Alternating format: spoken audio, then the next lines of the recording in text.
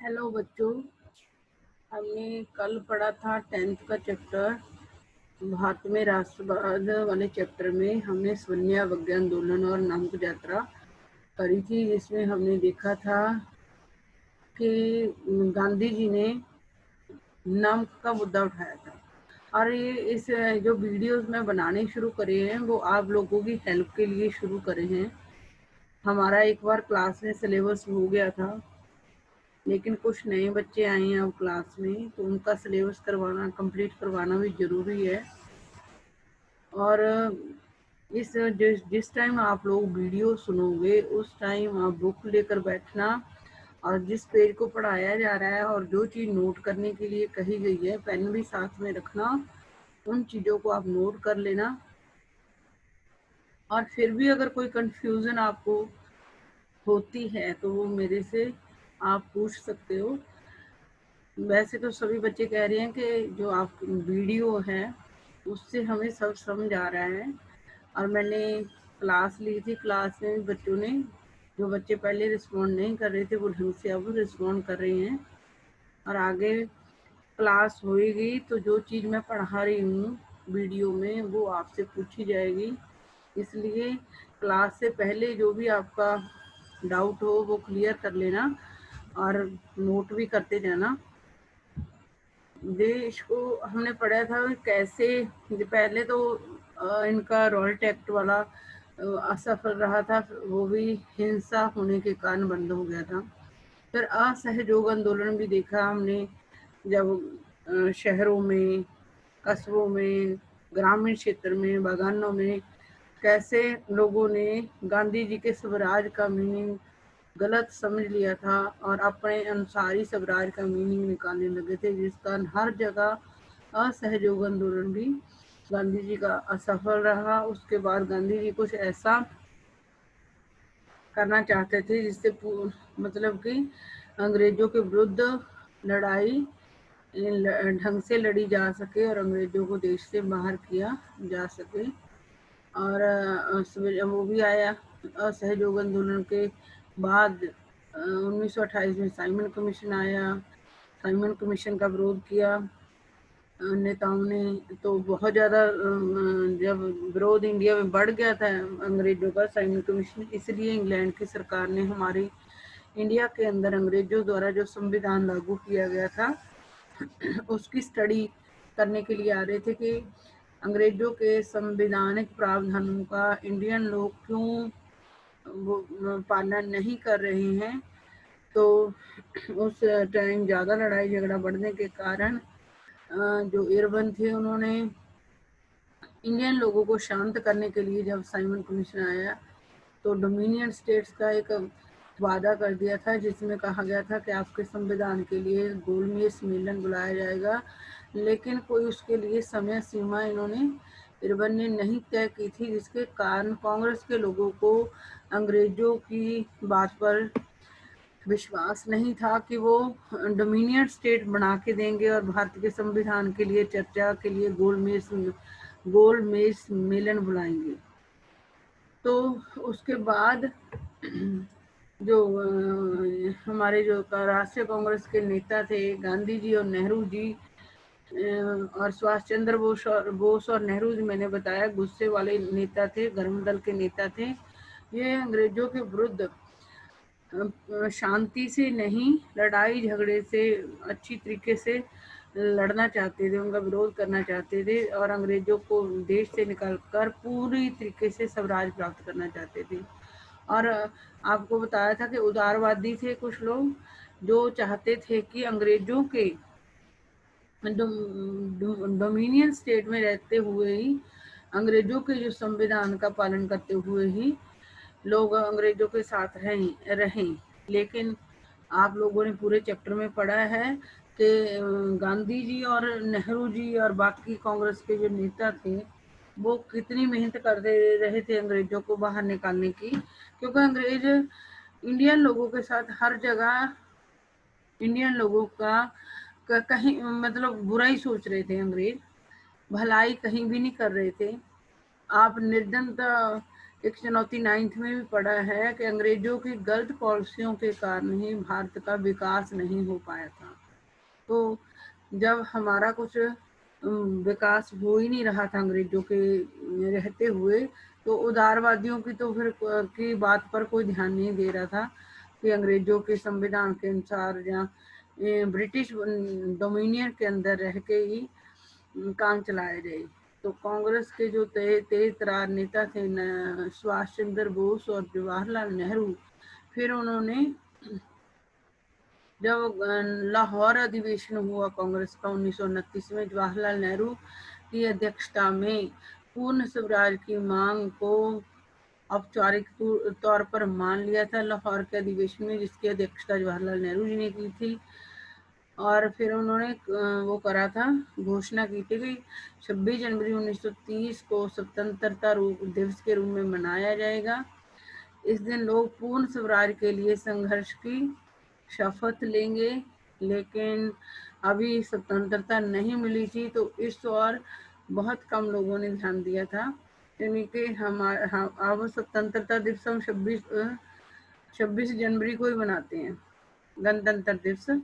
लेकिन उस टाइम 26 जनवरी को स्वतंत्रता दिवस मनाने के लिए वो हुआ था, घोषणा हुई थी। लेकिन जब हमें स्वतंत्रता अभी अंग्रेजों से मिली नहीं थी, तो लोगों ने इस तरफ ध्यान नहीं दिया था। ये डेट्स आप याद कर लेना कि आज़ाद होने से पहले लाहौर अधिवेशन में कौन सी डेट को स्वतंत्रता दिवस मनाने के रूप में चुना गया था, और इस उत्सव के और बहुत कम ही लोगों ने ध्यान दिया।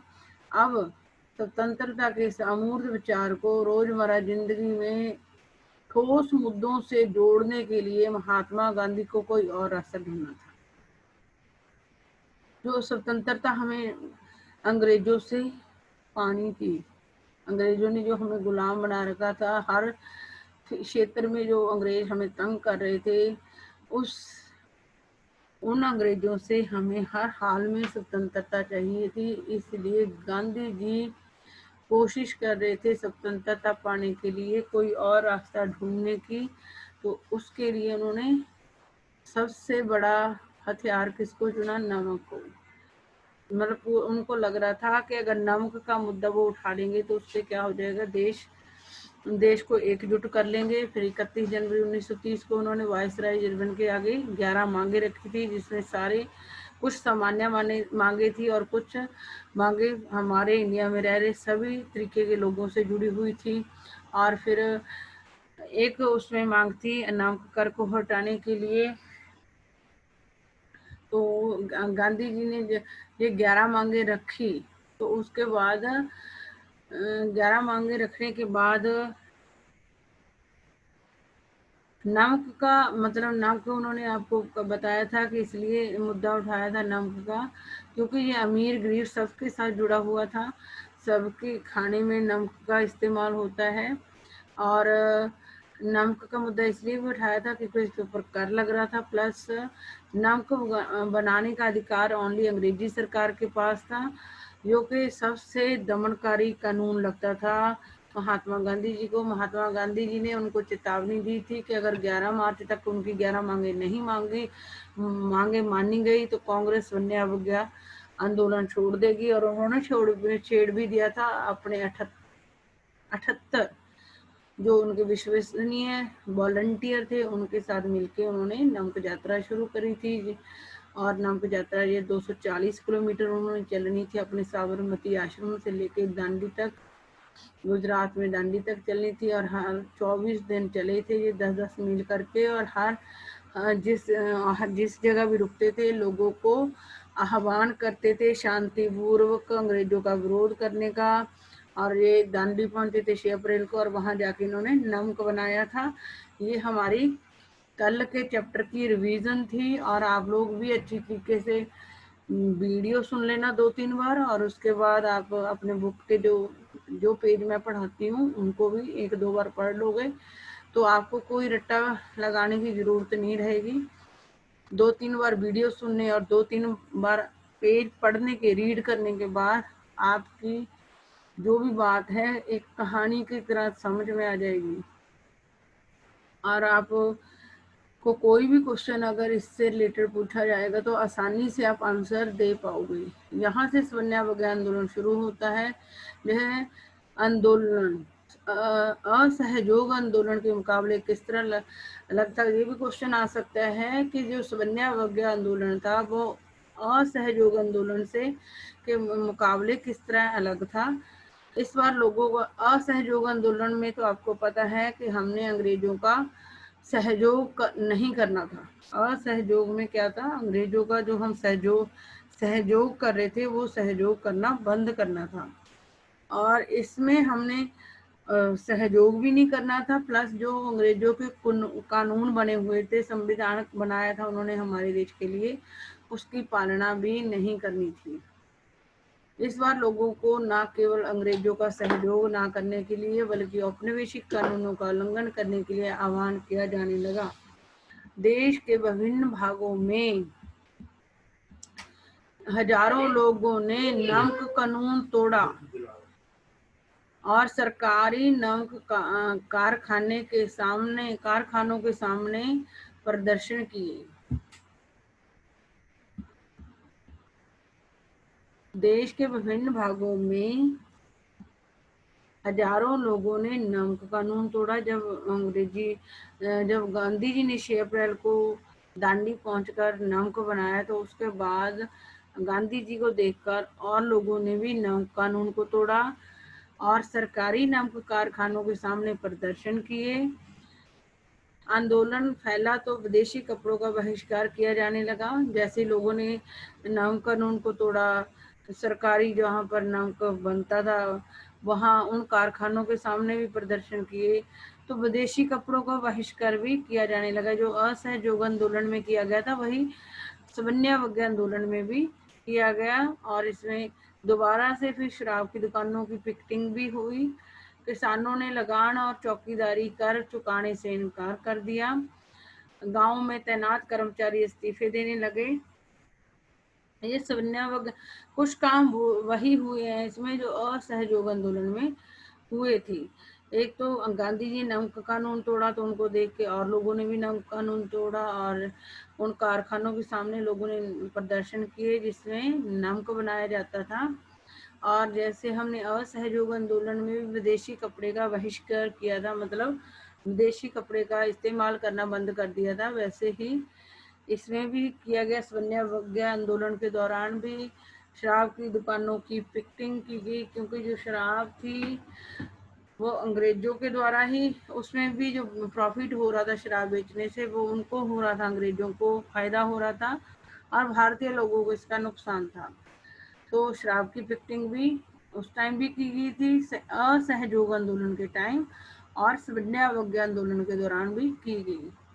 किसानों ने लगान और चौकीदारी कर चुकाने से इनकार कर दिया। उस टाइम जो अंग्रेजी सरकार इंडिया में थी, किसानों से तो हर जगह लगान ले रही थी। आपने सत्याग्रह में भी पढ़ा है कि गुजरात के खेड़ा जिले में जब बीमारी फैल गई थी, फसलें खराब हो गई थी, तो वहाँ पर लोगों के ऊपर जो लगान था वो बहुत भारी भरकम लगान था, जिसके कारण फसलें खराब होने के कारण जब लोगों को इनकम ही नहीं हुई थी तो वो लोग लगान कैसे चुका पाती।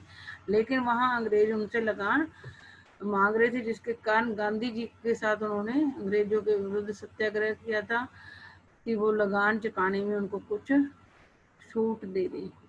और इसी तरीके से स्वन्यावज्ञा आंदोलन के दौरान लोगों ने अंग्रेजों के कानूनों का क्या किया था, उल्लंघन किया था। तो ये भी लगान देना तो पालन हो गया, तो लोगों ने जो लगानों के कारण दुखी थे किसान, उन्होंने स्वन्यावज्ञा आंदोलन के टाइम लगान चुकाने भी बंद कर दिए। चौकीदारी कर लिए जाते होंगे वो भी उन्होंने लोगों ने चुकाने बंद कर दिए। लगान भी लिया जाता था, चौकीदारी कर भी लिया जाता था, ये सारे कर उन्होंने लोगों ने, मतलब कि स्वन्यावज्ञा आंदोलन में जो अंग्रेजों के बनाए हुए कानून थे उनकी उल्लंघना करनी थी, वो भी शांतिपूर्वक तरीके से। तो जो नमक कानून हमने तोड़ दिया गांधी जी ने 6 अप्रैल के, तो बाकी लोग भी तोड़ने लगे। सरकारी जो कारखाने थे नमक बनाने वाले, उनका भी लोगों ने उनके सामने भी प्रदर्शन शुरू करा। विदेशी कपड़े का बहिष्कार हमने असहयोग आंदोलन में भी किया था, इसमें भी करा, स्वन्यावज्ञा में भी करा। शराब की दुकानों की पिकेटिंग हमने असहयोग में भी करी थी, इसमें भी करी। किसानों को इंडिया में सबसे ज़्यादा प्रॉब्लम जो हमारे देश के किसान थे उनको लगान चुकाने में थी। तो असहयोग आंदोलन में वो भी एक कानून था, तो लोगों ने लगान चुकाना भी बंद कर दिया। जो किसान थे चौकीदारी कर चुकाने से लोगों ने इनकार कर दिया। गांवों में तैनात कर्मचारी इस्तीफे देने लगे। तो गांवों के अंदर हमारे इंडियन लोगों को तैनात किया हुआ था, तो जो कर्मचारी अंग्रेजों ने गांवों में तैनात किए थे उन्होंने भी इस्तीफे दे दिए। बहुत सारे मतलब हमने कानून तोड़ने थे। जिस जिस जिस जिस जगह भारतीय लोगों को काम पे लगाया गया था, जो उसके लिए रूल्स थे, उन सारे रूल्स को लोगों ने तोड़ना शुरू कर दिया था।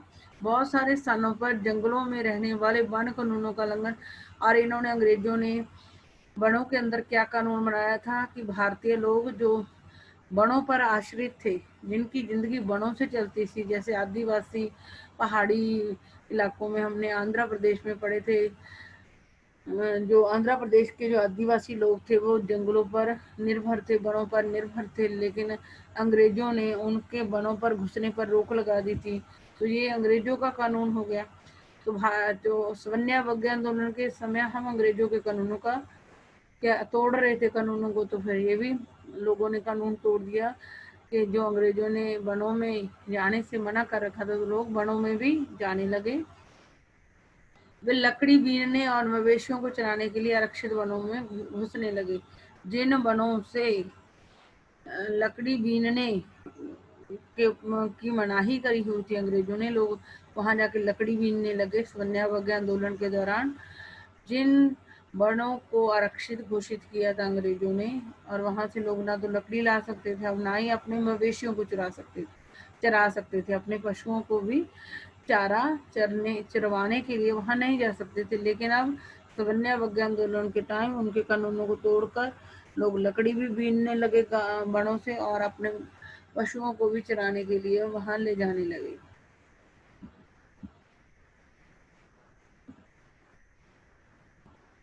आगे बढ़ते हैं।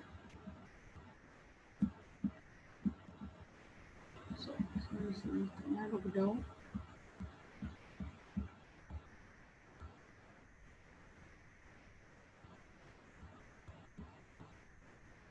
और उसके बाद इन घटनाओं से चिंतित औपनिवेशिक सरकार कांग्रेसी नेताओं को गिरफ्तार करने लगी, क्योंकि ये तो बहुत जितनी देर लोगों ने जिस हमने रॉयल टैक्स क्या किया उस टाइम अंग्रेजों ने हमें बहुत तंग किया था। मतलब हम छोटा सा उनका विरोध करते थे तो वो हमारे साथ बड़ा विरोध करते थे हमारा। और अब तो बहुत ज्यादा हो गया था कि हम उनके कानूनों को तोड़ने लगे थे, हम उनकी वस्तुओं का बहिष्कार करने लगे थे। मतलब जो चीजें अंग्रेजों की थी हम उनका इस्तेमाल करना बंद कर दिया था। तो इन घटनाओं से चिंतित जब अंग्रेजों का विरोध बढ़ता था, इंडिया में रह रहे अंग्रेज भी चिंतित हो जाते थे, इंग्लैंड में बैठी अंग्रेजों की सरकार भी चिंतित हो जाती थी। तो जब लोगों ने अंग्रेजों के कानून तोड़ने शुरू करे, तो अंग्रेजों को ब्रिटिश शासन भी कहते हैं, औपनिवेशिक सरकार भी कहते हैं। तो इन घटनाओं से चिंतित औपनिवेशिक सरकार कांग्रेसी नेताओं को गिरफ्तार करने लगी। तो काम तो कांग्रेस वाले ही कर रहे थे ना, जैसे गांधी जी कांग्रेस के थे, नेहरू जी कांग्रेस के थे, तो इन्होंने पहले कानून तोड़ा तो लोगों ने इनकी देखा देखी कानून अंग्रेजों के तोड़ने लगे। तो तब से पहले कांग्रेसी नेताओं को ही गिरफ्तार किया जाने लगा, क्योंकि कांग्रेसी नेता जो काम करते थे उन्हीं कामों को दूसरे लोग देखकर उनको फॉलो करते थे काम करने में। बहुत सारे स्थानों पर हिंसक टकराव हुए। जब बहुत सारे कांग्रेसी नेताओं को गिरफ्तार कर लिया गया तो वहां पर उस टाइम बहुत सारे हिंसक टकराव हुए। अप्रैल 1930 में जब महात्मा गांधी के समर्पित साथी अब्दुल गफ्फार खान को गिरफ्तार किया गया, तो गोसाई भीड़ सशस्त्र बख्तर बंद गाड़ियों और पुलिस की गोलियों का सामना करते हुए सड़कों पर उतर आई। जब अप्रैल, ये भी चीज याद रखना कि जो महात्मा गांधी के समर्पित साथी अब्दुल गफ्फार खान थे उनको अप्रैल 1930 को गिरफ्तार किया गया था।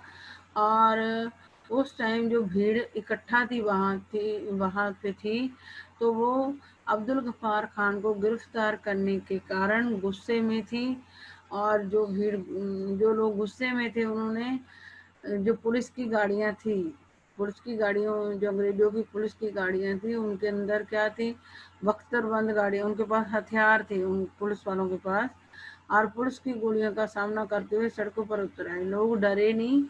जब अब्दुल गफ्फार खान और बहुत सारे कांग्रेसी नेताओं को गिरफ्तार कर लिया गया तो गुस्से में आई हुई भीड़ पुलिस की हथियारबंद गाड़ियों से भी नहीं डरी। पुलिस गोलियां चला रही थी, अंग्रेजी पुलिस, उससे भी लोग नहीं डरे थे। उनकी पुलिस की गोलियों और पुलिस का सामना करने के लिए लोग सड़कों पर उतर आए थे, क्योंकि उनके जो प्रिय नेता थे उनको पकड़ा जा रहा था। बहुत सारे लोग मारे गए। जब पुलिस गोलियां चलाएगी और लोग डरे, सामने आएंगे उन गोलियों के, तो मरेंगे। तो बहुत सारे लोग भी मर गए थे उस टाइम। महीने भर बाद जब महात्मा गांधी को भी गिरफ्तार कर लिया गया तो शोलापुर के औद्योगिक मजदूरों ने अंग्रेजी शासन का प्रतीक पुलिस चौकियां, नगर पालिका भवनों, अदालतों और रेलवे स्टेशनों पर हमले शुरू कर दिए। पहले तो कांग्रेसी नेताओं को गिरफ्तार किया गया था, फिर 30 अप्रैल 1930 को उनके गांधी जी के समर्पित साथी अब्दुल गफ्फार खान को भी गिरफ्तार कर लिया।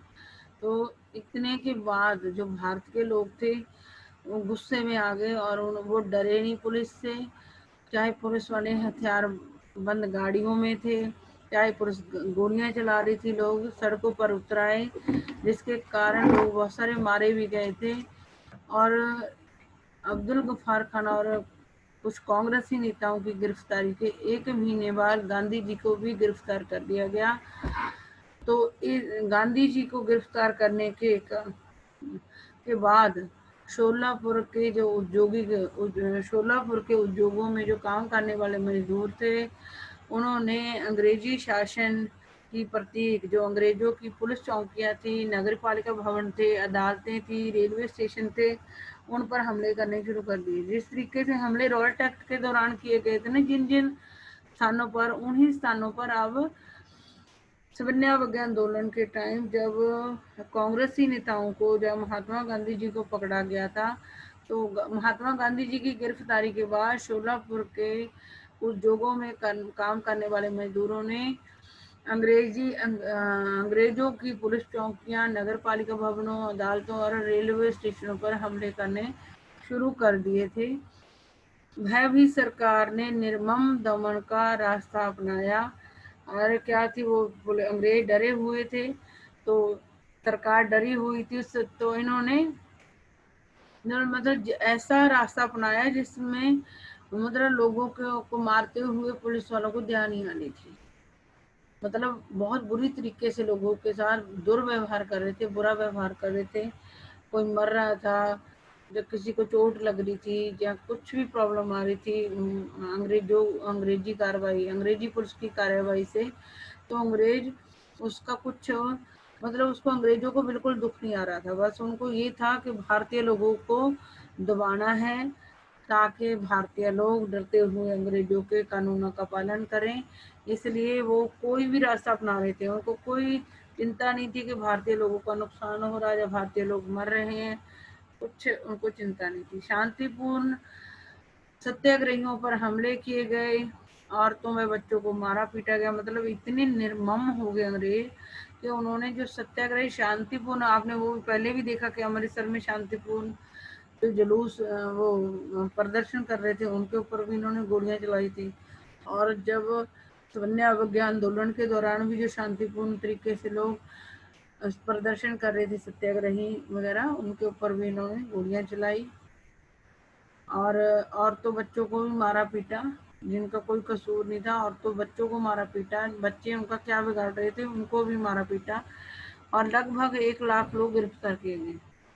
जब सब लोग इनके कानून तोड़ने लगे तो उन्होंने जिन लोगों को फॉलो करके ज्यादा लोग कानून तोड़ रहे थे, पहले तो उन बड़े बड़े लोगों को पकड़ा गया, कांग्रेसी नेताओं महात्मा गांधी, अब्दुल गफ्फार खान। फिर उनके बाद फिर भी लोग ज्यादा उग्र हो गए थे, जब अपने प्रिय नेताओं को की गिरफ्तारी के बाद लोग ज्यादा गुस्से में थे, तो सभी लोगों को भी उन्होंने तकरीबन गिरफ्तार कर लिया होगा, तभी तो 1 लाख लोग गिरफ्तार हुए।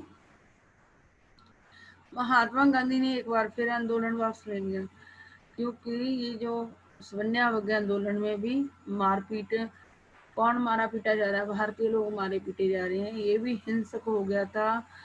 जो सवर्ण आंदोलन है, इसको भी गांधी जी ने वापस ले लिया था। 3 देख लो, रॉयल एक्ट वाला सत्याग्रह भी वापस लेना पड़ा, असहयोग आंदोलन भी लेना पड़ा, और सवर्ण आंदोलन भी उनको वापस लेना पड़ा, क्योंकि इसमें भी बच्चों और औरतों को भी मारने पीटने लग गए थे अंग्रेज, और 1 लाख लोगों को गिरफ्तार कर लिया था। इसलिए गांधी जी को, और बहुत सारे लोग मारे हुए थे, इसलिए गांधी जी को ये सवर्ण आंदोलन वापस लेना पड़ा था। 5 मार्च 1931 को उन्होंने इरविन के साथ एक समझौते पर दस्तखत कर दिए। अब जब कोई भी आंदोलन सफल नहीं हो पा रहा था, तो गांधी जी ने फिर थक हार कर 5 मार्च 1931 को इरविन के समझौता, जो इरविन ने समझौता किया था, उस पर दस्तखत कर दिए। इस गांधी इरविन समझौते, इसको क्या कहते थे, जो 5 मार्च 1931 को समझौता हुआ था, उस टाइम वाइस रॉय था इरविन हमारे देश का, तो अंग्रेजों की तरफ से इरविन ने गांधी जी के साथ एक समझौता करा था, जिसको गांधी इरविन समझौता भी कहा जाता है, जो 5 मार्च 1931 को किया गया था। इसको आप लोग अंडरलाइन कर लो। और इस गांधी इरविन समझौते के जरिए गांधी जी ने लंदन में होने वाले दूसरे गोलमेज सम्मेलन में हिस्सा लेने पर अपनी सहमति व्यक्त कर दी थी। और जो समझौता हुआ था, इस समझौते के तहत गांधी जी को दूसरा गोलमेज सम्मेलन हो रहा था वहां पे लंदन में, वहां जाने की गांधी जी ने सहमति भी, मैं जाऊंगा। गांधी इरविन समझौते के तहत गांधी जी ने लंदन में जाकर दूसरे गोलमेज सम्मेलन में हिस्सा लेने पर अपनी सहमति दे दी थी। गोलमेज सम्मेलन का कांग्रेस का बहिष्कार, जो पहला गोलमेज सम्मेलन लंदन में हुआ था, उसका कांग्रेस बहिष्कार कर चुकी थी, उसमें नहीं शामिल हुई होगी कांग्रेस। तो इसके बदले सरकार राजनीतिक कैदियों को रिहा करने पर राजी हो गई। गांधी जी ने इरविन के साथ जो गांधी इरविन समझौते के तहत जो अब दूसरा गोलमेज सम्मेलन होने जा रहा था लंदन में, उसमें शामिल होने पर अपनी सहमति जता दी। तो इस सहमति के बदले अंग्रेजों ने जितने भी लोगों को गिरफ्तार किया था, 1 लाख लोगों को, राजनीतिक कैदियों को, उन सबको रिहा कर दिया था। जबकि गांधी जी इस सम्मेलन में, पहले वाले सम्मेलन में जो हुआ था लंदन में, उसमें नहीं शामिल हुए थे। इसमें शामिल होने के लिए उन्होंने इसलिए हाँ कर दी, क्योंकि अंग्रेजों ने इसके बदले में उन सारे कैदियों को छोड़ने की शर्त रखी थी कि अगर आप हमारे साथ लंदन में आके गोलमेज सम्मेलन में शामिल होंगे गांधी जी, अगर गांधी इरविन समझौते के अनुसार ये शर्त रखी गई थी कि अगर गांधी जी लंदन वाले गोलमेज सम्मेलन में शामिल होंगे, तो अंग्रेज उन कैदियों को रिहा कर देंगे जिनको सवर्ण आंदोलन के दौरान गिरफ्तार किया गया था। ये बातचीत, यह वार्ता बीच में टूट गई। दिसंबर 1931, इस 5 मार्च को हस्ताक्षर किए थे 1931 में, और दिसंबर 1931 में सम्मेलन के लिए गांधी जी लंदन गए। मतलब के 7 महीने बाद गांधी जी लंदन गए, उस गांधी इरविन समझौते पे हस्ताक्षर करने के बाद ये वार्ता बीच में टूट गई, क्योंकि जो अंग्रेज थे वो सब ऐसी बातें करते थे जो अंग्रेजों के पक्ष में होती थी। तो मेरे ख्याल से जो ये गोलमेज सम्मेलन में बात हुई होगी, तो वो गांधी जी को सही नहीं लगी होगी अंग्रेजों की, तो इसलिए ये बातचीत बीच में टूट गई और उन्हें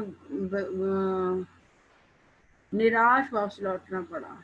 तो जो गांधी जी के साथ बातचीत होगी वो इंडियन लोगों के पक्ष में नहीं होगी, इसलिए वो जो लंदन में गोलमेज सम्मेलन के लिए दिसंबर 1931 में गए थे, बातचीत बीच में टूटने के कारण उनको निराश वापस लौटना पड़ा था।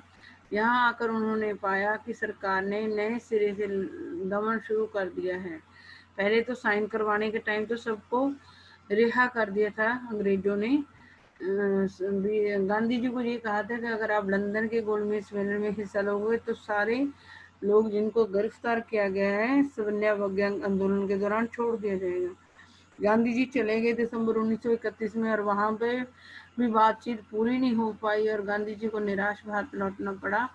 तो इधर आके देखा तो अंग्रेजों ने गांधी जी के जाने के बाद लोगों को और तंग करना शुरू कर दिया था, उनका दमन करना शुरू कर दिया था। गफ्फार खान और जवाहरलाल नेहरू दोनों जेल में थे। पहले तो छोड़ दिया था उनको जब साइन करवाए थे गांधी अर्बन समझौते पर, लेकिन जब वो चले गए थे गोलमेज सम्मेलन के लिए गांधी जी दिसंबर में, तो फिर अब्दुल गफ्फार खान और जवाहरलाल नेहरू को जेल में डाल दिया था। कांग्रेस को गैर कानूनी घोषित कर दिया गया। कांग्रेस पार्टी जो आज तक चली आ रही है, उस टाइम अंग्रेजों ने सवर्ण आंदोलन के टाइम 1931 में इसको क्या कर दिया था, गैर कानूनी घोषित कर दिया था और सभाओं, प्रदर्शनों और बहिष्कार जैसी गतिविधियों को रोकने के लिए सख्त कदम उठाए जा रहे थे। मतलब इंडिया के अंदर जो लोग सभाएं, प्रदर्शन कर रहे थे अंग्रेजों के विरुद्ध, जहाँ अंग्रेजों की चीजों का बहिष्कार कर रहे थे, उन 3 चीजों, सभाओं, प्रदर्शनों और बहिष्कारों को अंग्रेजी सरकार ने खत्म करने के लिए या रोकने के लिए इनको सख्त कदम उठाए थे। भारी आशंकाओं के बीच महात्मा गांधी ने सवर्ण आंदोलन दोबारा शुरू कर दिया। पहले तो जब लड़ाई वो बहुत सारे लोग मारे गए थे और गिरफ्तार हो गए थे, तो गांधी जी ने ये सवर्ण आंदोलन वापस ले लिया था।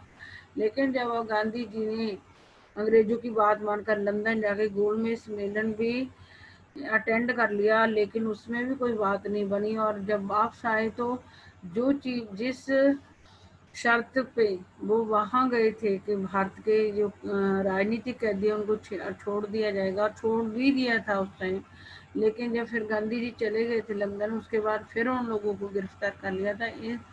इस चीज को, धोखाधड़ी को, अंग्रेजों को देखकर गांधी जी ने और वो कर लिया था, फिर सवर्ण आंदोलन शुरू कर दिया था। क्योंकि गांधी जी के लंदन जाने के बाद अंग्रेजों ने भारतीय लोगों को ज़्यादा तंग करना शुरू कर दिया था। जो भारतीय लोग अंग्रेजों का विरोध कर किसी भी तरीके, चाहे सभा करके या प्रदर्शन करके या बहिष्कार करके अंग्रेजों का विरोध कर रहे थे, उन गतिविधियों को भी रोकने के लिए सख्त से सख्त कदम उठा रही थी अंग्रेजी सरकार। और वैसे तो उनको आशंका थी, बहुत सारी आशंकाएं थी सवर्ण आंदोलन के बारे में गांधी जी को, लेकिन फिर भी गांधी जी ने सवर्ण आंदोलन दोबारा शुरू कर दिया। साल भर तक आंदोलन चला, मतलब दोबारा दिसंबर 1931 में दोबारा शुरू करने के बाद भी 1 साल चला, लेकिन 1934 तक आते आते उसकी गति मंद पड़ने लगी। आंदोलन ढंग से दोबारा शुरू करने के बाद 1 साल चला, लेकिन उसके बाद 1934 आते आते जो सवर्ण आंदोलन था उसकी गति मंद पड़ने लगी थी। आगे देखते हैं हम आज कर पाएंगे कि नहीं।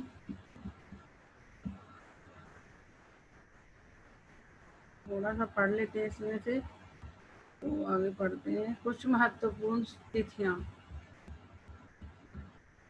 लोगों ने आंदोलन को कैसे लिया, आइए देखें कि सिविल नाफरमानी व सवर्ण आंदोलन में शामिल विभिन्न सामाजिक समूह कौन से थे, लोगों ने आंदोलन को कैसे लिया। और आज बस हम इतना ही पढ़ेंगे कि इसमें कौन कौन से समूह शामिल हुए थे, और आप लोगों ने उन समूहों को, मैं पढ़ाऊंगी 2-3 बार वीडियो से सुन लेना, और कुछ चैप्टर में बार बार पढ़ लोगे तो आपको समूह पता चल जाएंगे किन किन लोगों ने सवर्ण आंदोलन में हिस्सा लिया था।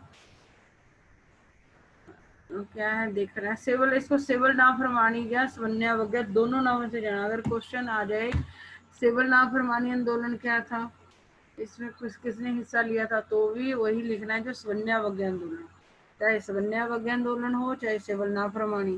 सिविल नाफरमानी का मतलब ही होता है कि सरकार के कानूनों को ना मानना। सेवल नाफरमानी या सवन्यावज्ञा आंदोलन में शामिल विभिन्न सामरिक समूह कौन से थे, उन्होंने आंदोलन में हिस्सा क्यों लिया, कौन कौन लोग शामिल थे इस सवन्यावज्ञा आंदोलन में और इन्होंने क्यों हिस्सा लिया इस आंदोलन में, उनके आदर्श क्या थे और उनके लिए स्वराज के क्या मायने थे, उनके आदर्श क्या थे, मतलब क्यों इसके विरुद्ध लड़ रहे थे, क्या हासिल करना चाहते थे वो जो भी लोग इसमें शामिल हुए थे। और जो इसमें शामिल हुए थे वो स्वराज, खुद का राज लाने वाला जो स्वराज है, उस स्वराज शब्द से उनका मतलब क्या था, उसका अर्थ वो क्या मानते थे। गांवों में संपन्न किसान समुदाय जैसे गुजरात के पट्टीदार और उत्तर प्रदेश के जाट आंदोलन में सक्रिय थे। गांवों में जो गांव का एरिया था वहाँ संपन्न किसान समुदाय मतलब जो अमीर किसान थे गांव के अंदर, जैसे गुजरात के पट्टीदार, गुजरात के यानी कि संपन्न किसान है पट्टीदार, और उत्तर प्रदेश के जाट आंदोलन में सक्रिय। सवन्यावज्ञा आंदोलन में गुजरात के पट्टीदार किसान और उत्तर प्रदेश के जो जाट थे वो एक्टिव थे, जिनके सक्रिय थे। ये ग्रामीण क्षेत्र में आते हैं और व्यावसायिक फसलों को खेती करने के कारण व्यापार में मंदी और गिरती कीमतों से वो बहुत परेशान थे। ये जो गुजरात के पट्टीदार किसान है और उत्तर प्रदेश के जाट किसान है, वो वहाँ अंग्रेज कौन सी फसलें उगा रहे थे, व्यावसायिक फसलें। व्यावसायिक फसलें वो होती है जो बेचने के लिए उगाई जाती हैं, खाने पीने की नहीं होती। वो व्यावसायिक फसलों को खेती करने के कारण व्यापार में मंदी और गिरती कीमतों से वो बहुत परेशान थे। मतलब वो व्यापारिक फसलें उगा रहे थे जिसमें उन व्यापारिक फसलों की जो कीमतें थी वो कम हो रही थी, गिर रही थी, और गिरती कीमतों के कारण जब किसान इतनी मेहनत से फसलें उगाएगा और उसकी उनको कीमत भी सही नहीं मिलेगी तो क्या होगी, परेशानी आती है। जब उनकी नगद आय खत्म होने लगी तो उनके लिए सरकारी लगान चुकाना नामुमकिन हो गया।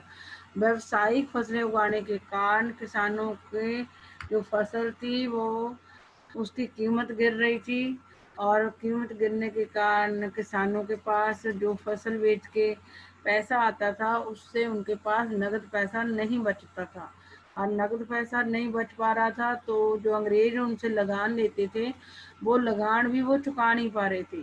तो उदाहरण यहाँ पर गुजरात के पट्टीदार किसान और उत्तर प्रदेश के जाटों की दी हुई है। उनको बस व्यावसायिक फसलों के कारण अच्छा मुनाफा नहीं मिल रहा था, फसल कीमतें कम थी व्यावसायिक फसलों की, और जब मुनाफा नहीं हो पा रहा था तो उनके पास पैसा भी नहीं बच रहा था।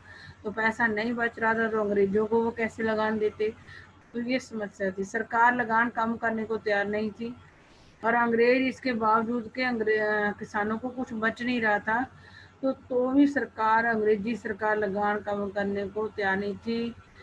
अगर जिसने 8th में पढ़ा होगा तो वहाँ हमने देखा अंग्रेजों ने अपनी सोच के अनुसार तो वो सोचते थे ये लगान बहुत कम है, उनको इस चीज़ का ज्ञान नहीं था कि ये लगान ज़्यादा है, और कई किसानों ने तो इस तरफ ध्यान देना भी बंद कर दिया था। कई लोग तो खेती छोड़ गए थे जब अंग्रेजों ने लगान कम नहीं किया था। कई लोगों ने तो खेती करनी बंद कर दी थी कि खेती करके भी कुछ नहीं बच रहा तो खेती करके क्या लेने। जब उनकी नगद आय खत्म होने लगी और उनके लिए सरकारी लगान चुकाना नामुमकिन हो गया, सरकार लगान कम करने को तैयार नहीं थी। चारों तरफ असंतोष था। संपन्न किसानों ने सवन्यावज्ञा आंदोलन में बढ़ चढ़ जब किसानों के कि जो मतलब ये अंग्रेज व्यावसायिक फसलें उगवा रहे थे और अंग्रेजों की व्यावसायिक फसलें बेचकर उनको उतना प्रॉफिट नहीं हो रहा था कि उनके पास कुछ बचत हो पाती, क्योंकि व्यावसायिक फसलों की कीमतें बहुत कम हो गई थी और किसान जो अंग्रेज लगा लेते थे वो कम करने को तैयार नहीं थे। और चारों तरफ मतलब अंग्रेज जो किसान थे, बड़े बड़े किसान थे, वो दुखी थे। तो वो अंग्रेजों से ये लगान वाली जो समस्या थी इसका निपटारा चाहते थे। तो उनको लगता था अगर हम सवन्यावज्ञा आंदोलन में हिस्सा ले लेंगे तो गांधी जी या कांग्रेस के जो नेता हैं वो लगान वाली समस्या से उनका छुटकारा दिलवा देंगे। इसलिए जो बड़े बड़े किसान थे, जैसे गुजरात के पट्टीदार और उत्तर प्रदेश के जाट किसान थे, उन्होंने सविनय अवज्ञा आंदोलन में बढ़ चढ़कर हिस्सा लिया और उन्होंने अपने समुदाय को एकजुट किया और कई बार अनिच्छुक सदस्यों को भी बहिष्कार के लिए मजबूर किया। मतलब कि जो लोग इसमें नहीं शामिल होना चाहिए, उन्होंने जो किसान समुदाय थे उनको एक किया और कई बार जो सदस्य को बहिष्कार के लिए मजबूर करा और कई बार अनिश्चित सदस्यों को बहिष्कार के लिए मजबूर किया। उनके लिए स्वराज की लड़ाई भारी लगान के खिलाफ लड़ाई थी। मतलब उन्होंने अपने जितने भी किसान साथी थे उनको इकट्ठा किया, जो नहीं शामिल होना चाहते थे उनको भी शामिल किया, सविनय अवज्ञा आंदोलन में लेकर आए। उनके लिए बड़े बड़े किसानों के लिए स्वराज की लड़ाई भारी लगान के खिलाफ लड़ाई थी। अगर वो शामिल हुए थे सविनय अवज्ञा आंदोलन में तो वो इसलिए नहीं वो शामिल हुए थे कि वो अंग्रेजों से छुटकारा पाना चाहते थे, वो इसलिए शामिल हुए थे कि जो अंग्रेज उनके ऊपर भारी भरकम लगान लगा रहे थे, वो लगान या तो खत्म हो जाए या फिर इतना कम हो जाए जो वो जिसको वो आसानी से भर सके। लेकिन जब 1931 में लगानों के घटे बिना आंदोलन वापस ले लिया गया तो उन्हें बड़ी निराशा हुई। मतलब कि जब हमारे देश के अंदर अंग्रेजों के विरुद्ध आंदोलन चल रहे थे तो उसमें जो लोगों की समस्याएं थी, उन समस्याओं को दूर करने के लिए लोग उन आंदोलनों में जुड़ जाते थे। उनको लगता था कि अगर उन्होंने उस आंदोलन में हिस्सा ले लिया तो जो जो कांग्रेस के नेता हैं वो उनकी उस प्रॉब्लम को दूर करवा देंगे। लेकिन जैसे अब बड़े बड़े गुजरात के पट्टीदार और उत्तर प्रदेश के जाट लोग अपना लगान कम करवाने के, लगान की समस्या को खत्म करना आने के लिए उन्होंने सविनय अवज्ञा आंदोलन में जो हिस्सा लिया था, जब सविनय अवज्ञा आंदोलन उनका लगान कम किए बिना ही वापस ले लिया गया तो वो पीछे हट गए थे इससे। उनके लिए स्वराज की लड़ाई क्या थी, बड़े बड़े किसानों के लिए लगान के खिलाफ लड़ाई थी। लेकिन जब 1931 में लगान के घटे बिना ये आंदोलन वापस ले लिया गया तो उनके हाथ बड़ी निराशा लगी, मतलब वो निराश हो गए किसान, क्योंकि सविनय अवज्ञा आंदोलन में तो उन्होंने हिस्सा इसलिए लिया था कि उनका लगान कम हो जाएगा। लेकिन जब उनका लगान भी कम नहीं हुआ और सविनय अवज्ञा आंदोलन भी वापस ले लिया गया तो वो निराश हो गए। फलस्वरूप जब 1932 में आंदोलन दोबारा शुरू हुआ था, उसमें इससे बहुतों ने उसमें हिस्सा लेने से इनकार कर दिया। जब गांधी ने फिर इसको दोबारा शुरू करा था लंदन से आके, तो उस समय ये बड़े बड़े जो किसान थे जो लगान कम करने के लिए सविनय अवज्ञा आंदोलन में शामिल हुए थे, उन्होंने दोबारा हिस्सा नहीं लिया। गरीब किसान, बड़े किसान भी हिस्सा ले रहे थे तो छोटे किसान भी हिस्सा ले रहे थे। तो जो गरीब किसान होता है जिसके पास अपनी जमीन नहीं होती, गरीब किसान केवल लगान में कमी नहीं चाहते थे, उनमें से बहुत सारे किसान जमींदारों के पट्टे पर जमीन लेकर खेती कर रहे थे। मतलब बड़े किसान तो बड़ी बड़ी जमीनों के मालिक थे, लेकिन वो अंग्रेज जो उनसे व्यावसायिक फसलें उगा रहे थे उसमें उनको फायदा नहीं हो रहा था, जिसके कारण उनके पास इतना पैसा नहीं बचता था कि अंग्रेजों का लगान दे सके।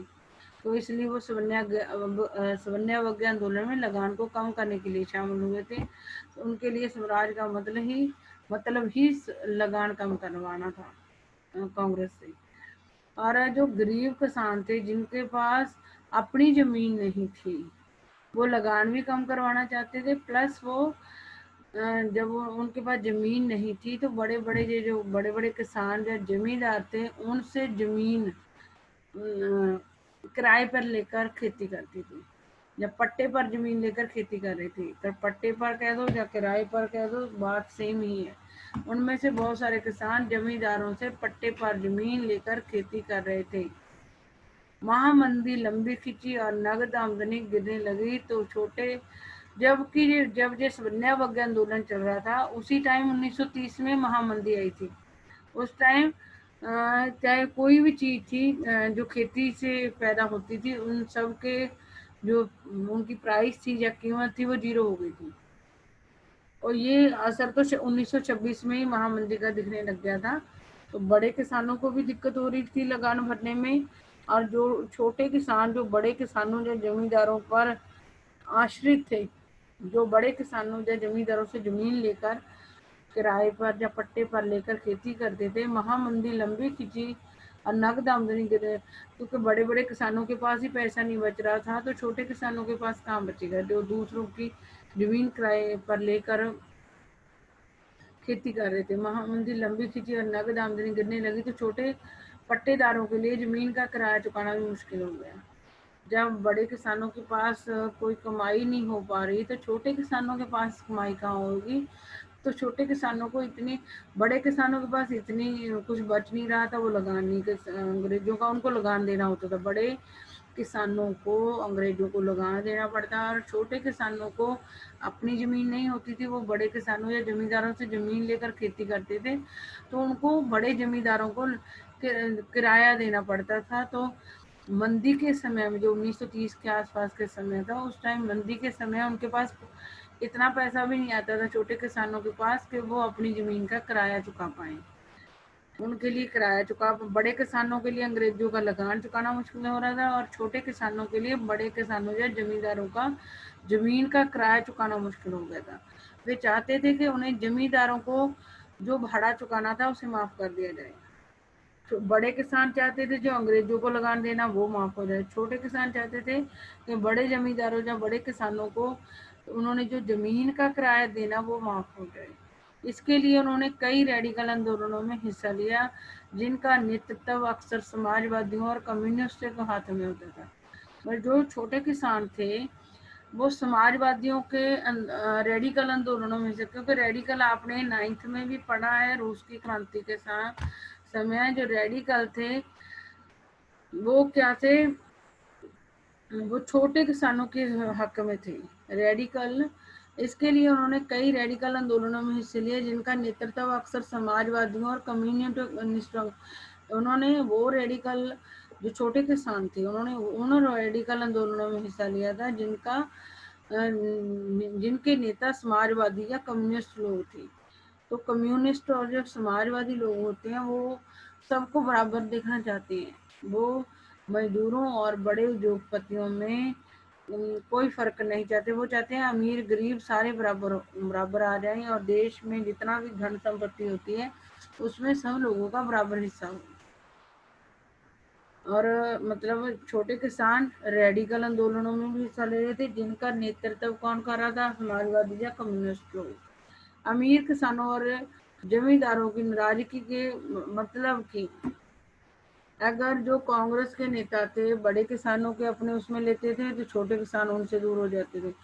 अमीर किसानों और जमींदारों की नाराजगी के भय से कांग्रेस भाड़ा विरोधी आंदोलनों को समर्थन देने में प्राय हिचकिचाती थी।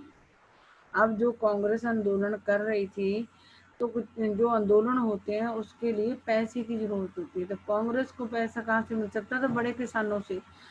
तो जो छोटे किसान थे उनके पास तो कुछ है ही नहीं था, अपनी जमीन भी नहीं थी, वो तो बड़े किसानों और जमींदारों से जमीन लेकर खेती करते थे और अपना जीवन चलाते थे। तो कांग्रेस वालों को फायदा किससे था, जो बड़े बड़े आंदोलन चल रहे थे चलाने वाले लोग थे या कांग्रेस थे, उनको फायदा बड़े किसानों से था। तो जो कांग्रेस के लोग थे वो छोटे किसानों के जो भाड़ा विरोधी आंदोलन थे उनको समर्थन नहीं देते थे या अपने आंदोलन में शामिल नहीं करते थे, ताकि जो बड़े किसान वो ना हो जाए। अगर वो छोटे किसानों को कांग्रेस शामिल करती थी अपने में, तो वो कौन थे, वो थे कि जो उनको बड़े किसानों को भाड़ा नहीं देना चाहते या जमींदारों को भाड़ा किराया नहीं देना चाहते थे। अगर कोई व्यक्ति किसी दूसरे व्यक्ति को रहने के लिए जगह देता है या खेती करने के लिए जगह देता है, तो उसका किराया तो वाजिब है, उसको किराया तो मिलना ही चाहिए। अगर कोई व्यक्ति किसी को अपनी, जैसे आजकल लोगों को जो मतलब ऐसी जगह पर जाते हैं जहाँ पर उनका घर नहीं होता, तो वो दूसरे लोगों का घर लेकर किराए पे रहते हैं, तो किराया तो देते हैं ना। तो जो अगर छोटे किसानों को कांग्रेस अपने में मिला लेती, तो वो छोटे किसान क्या चाहते थे कि वो बड़े जमींदार और किसान जिनकी जमीन लेकर वो खेती करते हैं उनका किराया माफ कर दें। तो इसलिए कांग्रेस बड़े किसानों को ही शामिल करती थी, छोटे किसानों को अगर वो शामिल करती तो बड़े किसान रूठ जाते और बड़े किसानों से मिलने वाला कांग्रेस को बड़े बड़े आंदोलनों को पैसा मिलना बंद हो जाता। अगर ये चीज़ ना समझाए तो मैं दोबारा समझा दूंगी, क्योंकि जो छोटे किसान तो बहुत बड़े किसानों के विरुद्ध थे, ये समझ लो, क्योंकि बड़े किसान या जमींदार ही छोटे किसानों से उनकी जमीन, जो उनको जमीन देते थे उसका किराया लेते थे।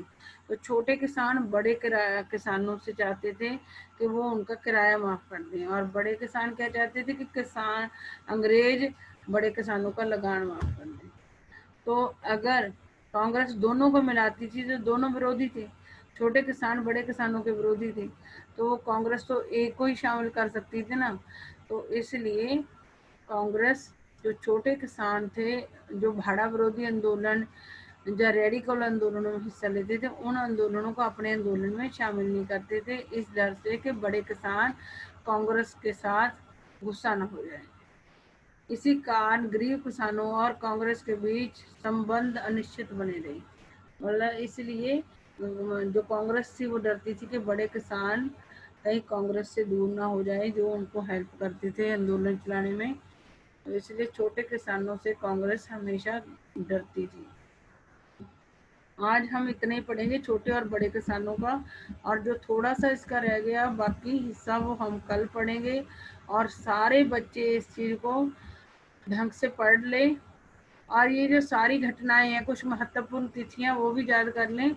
1918 से 1919 में बाबा रामचंद्र उत्तर प्रदेश के किसानों को संगठित करते हैं।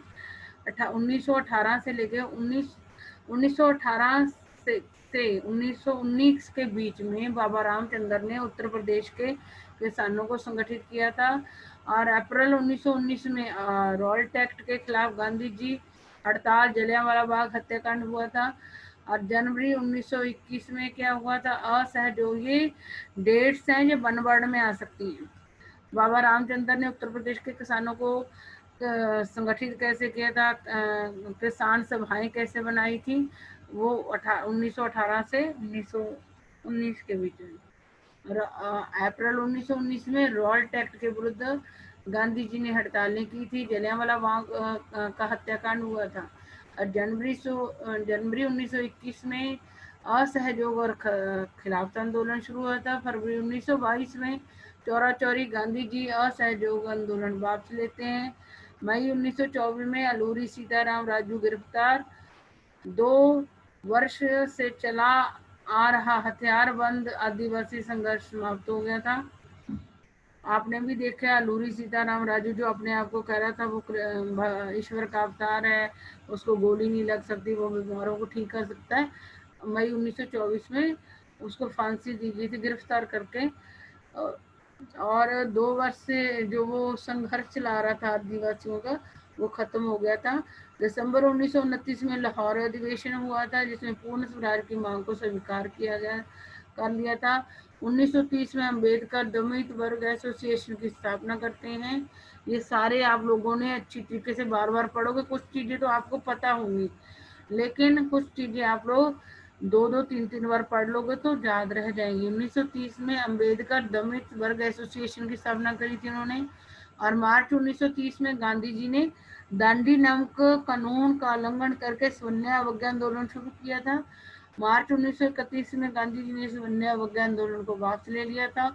दिसंबर 1931 में दूसरा गोलमेज सम्मेलन हुआ था और 1932 में दोबारा आरंभ हो गया था सवर्ण अवज्ञा आंदोलन। ये चीजें आपने पीछे जो चैप्टर आपने रीड करा 2-3 वीडियोस में, उसमें भी पढ़ा है, लेकिन 2-3 बार वीडियो सुनने के बाद और 2-3 बार आप रीड करोगे चैप्टर में से, तो आपके दिमाग में ये चीजें बहुत अच्छी तरीके से बैठ जाएंगी और आप कभी भी नहीं भूलोगे। जो बच्चे 2-3 बार वीडियो सुनते हैं, 2-3 बार उस चीज को पढ़ लेते हैं और फिर बैठ के थोड़ा बहुत उस पर चिंतन मनन करते हैं, सोचते हैं कि मैंने क्या क्या पढ़ा है, तो वो परमानेंट दिमाग में बैठ जाती है बात, और आप आसानी से अपना जो एग्जाम में पूछे जाएंगे क्वेश्चन उनके आंसर दे पाओगे। और आगे का चैप्टर हम कल पढ़ेंगे।